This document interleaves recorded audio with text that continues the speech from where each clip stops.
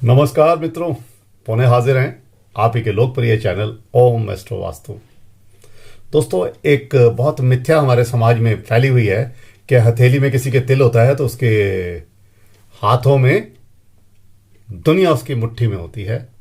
बहुत बड़ा ये भ्रम मैं आज दूर कर रहा हूं। इस हथेली के हर बिंदु पर मौजूद तिलों के बारे में बात करता हूं। सबसे पहले बात करते हैं ये गुरु पर्वत पे। इसको गुरु पर्वत बोलते हैं। यहाँ पे इधर इधर कहीं भी कोई तिल है, सुंदर सा तिल हो, मोटा तिल हो, गाढ़ा तिल हो, कोई भी हो, बृहस्पति पर्वत पर अगर तिल है तो पहली निशानी है विवाह में देरी होगी। सफलता मिलेगी बहुत देर से, संदेह भी रहता है, मेहनत करने के बावजूद भी फल नहीं मिलेंगे और देरी से मिलेगी। दूसरा पर्वत होता है ये हमारा, इसको बोलते हैं हम, इसके साथ जो उंगली होती है उसके नीचे के पर्वत को शनि पर्वत बोलते हैं।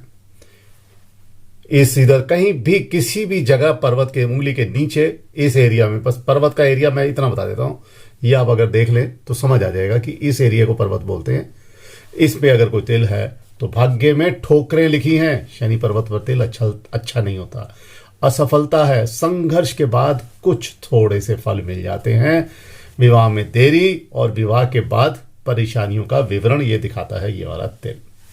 इसके बाद एक रेखा आती है, ये आती है उंगली, इसको बोलते हैं सूर्य की रेखा। और सूर्य की रेखा के नीचे अगर तिल है तो सरकारी काम, सरकारी जॉब, सरकारी ठेके, समाज में मुखिया, सूर्य का हो ये सिद्धांत है, बन सकते हैं अगर भाग्य रेखा भी ठीक है।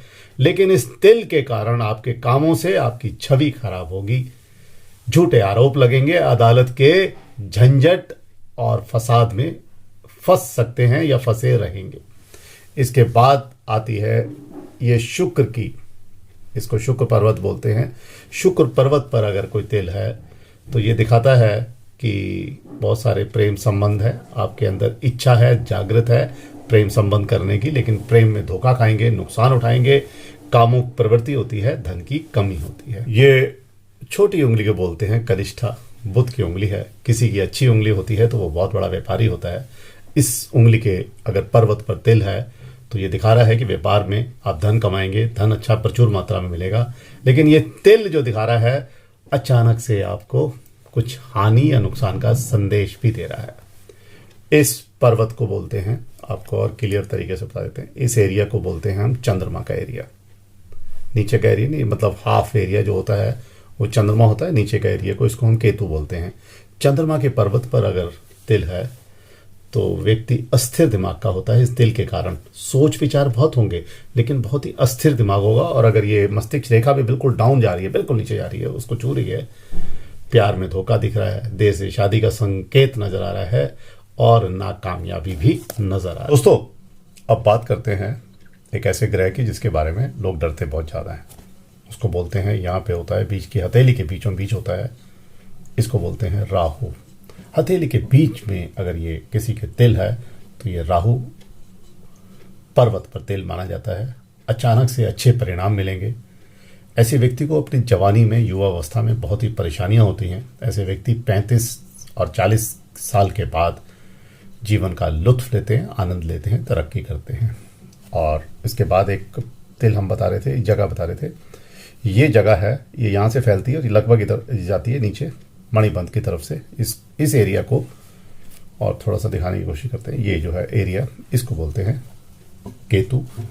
अगर किसी के इस भाव में तिल है तो अचानक से उसको लाभ मिलेगा। लॉटरी में कई बार बहुत ऐसे लोगों को पैसा मिलता है, विदेश से धन कमाते हैं और 2 से 4 के चक्कर में लगे रहते हैं।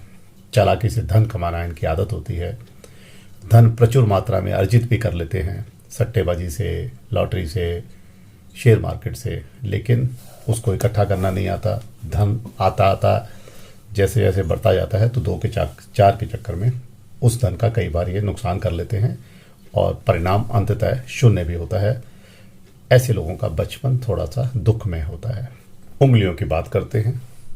पहली उंगली को बृहस्पति की उंगली बोलते हैं।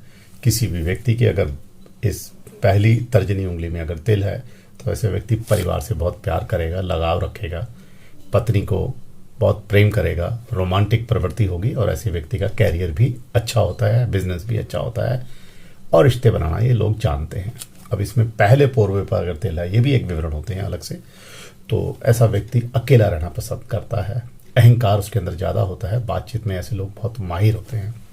इसके दूसरे पोरवे पर अगर तिल है तो ऐसे व्यक्ति मुंह फट होते हैं, मुंह पर अपनी बात बोल देते हैं, दूसरे को बुरी लगती है तो इनको उनकी भावनाओं की चिंता नहीं होती। तीसरे पोरवे पर अगर किसी के तिल है तो ऐसे व्यक्ति अनियंत्रित होते हैं, खान पान उनका इतना ज़्यादा होता है कि परेशानियां मोल ले लेते हैं। उसके बाद ये बुध की उंगली के बारे में बताता हूँ। बुध की उंगली किसी की अच्छी हो और लंबी हो तो वह व्यापार में बहुत तरक्की करता है। ऐसे बुध की उंगली पे अगर तिल है तो संपत्ति धन प्रचुर मात्रा में होगा, लेकिन लालची बहुत होगा, धन कमाने की इच्छा ही बढ़ती जाएगी। ऐश्वर्य होता है, गाड़ी होती है, इनके पास बंगला होता है, हर तरह के ऐश्वर्य के साधन होते हैं, किस्मत अच्छी होती है, लेकिन पैसा कमाने के कारण किस्मत को दोष दे देते हैं, कई बार अपना पैसा डूब जाता है। पहले पोरवे पर अगर किसी के तिल है तो ऐसे व्यक्ति तो बहुत ही धन का लालची होता है, धन कमाने के लिए हर तरह की चेष्टा में लगा रहता है और कुछ नुकसान उठाता है स्वास्थ्य के प्रति।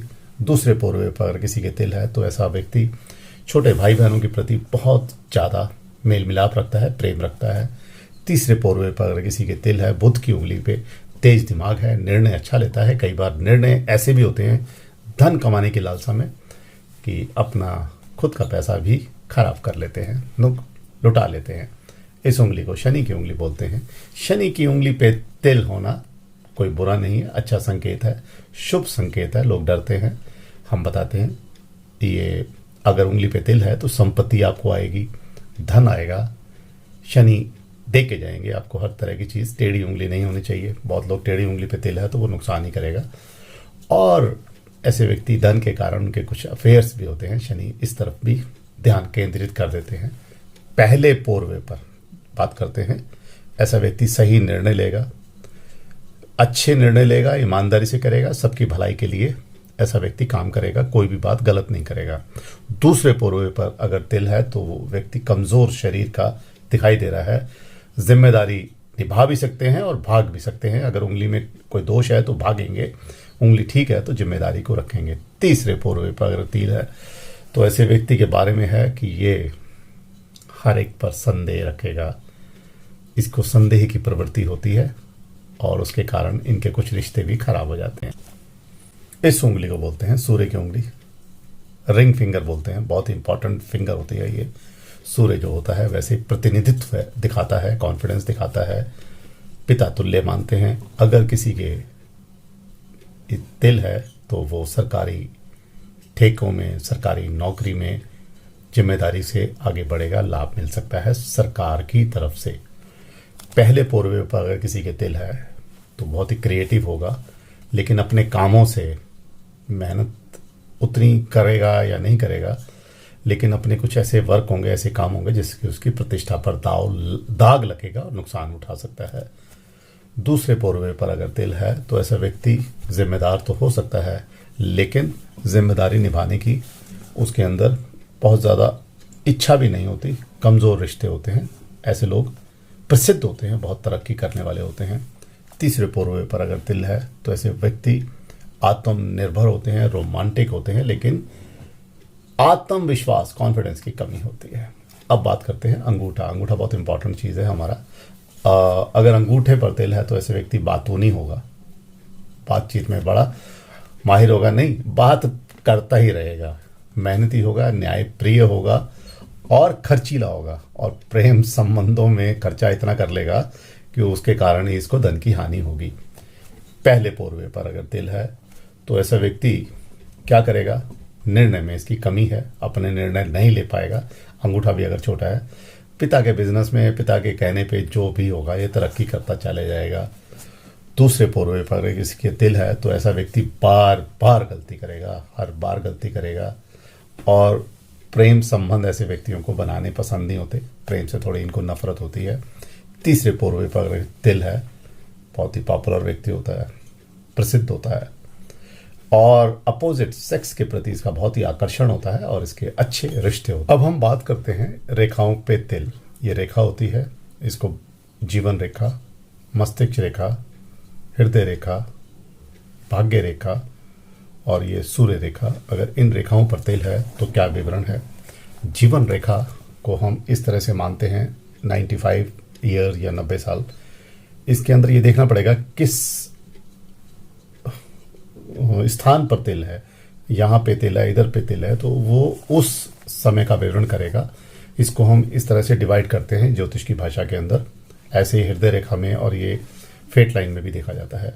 अगर जीवन रेखा पर तिल है, रेखा पर तिल बोल रहा हूँ, रेखा, तो शत्रुओं से हानि है, तकलीफ है, बीमारी है, रोग है, हर तरह की परेशानी का संकेत उस पीरियड में दिखाई दे रहा है। इसलिए उपचार जरूर करते रहें। बाद में बनते हैं बहुत बार ये तिल, ये पैदा होते हुए तिल नहीं होते। ये भी बहुत इंपॉर्टेंट बात बता रहा हूँ। मस्तिष्क रेखा बोलते हैं इसको। इस पे तिल है तो डिप्रेशन का संकेत दे रहा है। ज़्यादा ही विचारों में आदमी खोया रहता है, स्वास्थ्य खराब होगा, मस्तिष्क की बीमारी नजर आती है। हृदय रेखा पे अगर कोई तिल है तो उस व्यक्ति के बारे में है, स्वास्थ्य खराब होगा, किसी से भी ऐसा व्यक्ति मधुर संबंध नहीं बनाएगा, झगड़ा करेगा, झगड़ालू प्रवृत्ति होगी, सदमा बर्दाश्त करने की आदत नहीं होगी, कमजोर दिल का होता है। भाग्य रेखा यहाँ से चलती है मणिबंध से ऊपर तक शनि तक जाती है। इसके कहीं भी किसी भी पोर्ट पर रेखा के ऊपर अगर कोई तिल है तो ये भी दुर्भाग्य दिखा रहा है, बाधाएं दिखा रहा है, कैरियर में, रोजगार में, बिजनेस में, फैक्ट्री में घाटा होने का ये संकेत देता है। सूर्य रेखा को हम बोलते हैं यहाँ, ये सूर्य रेखा है, आप पास से देखेंगे।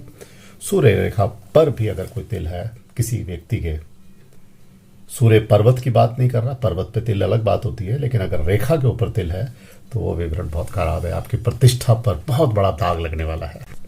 दोस्तों, मैंने आपको हथेली की पूर्ण जानकारी दी है।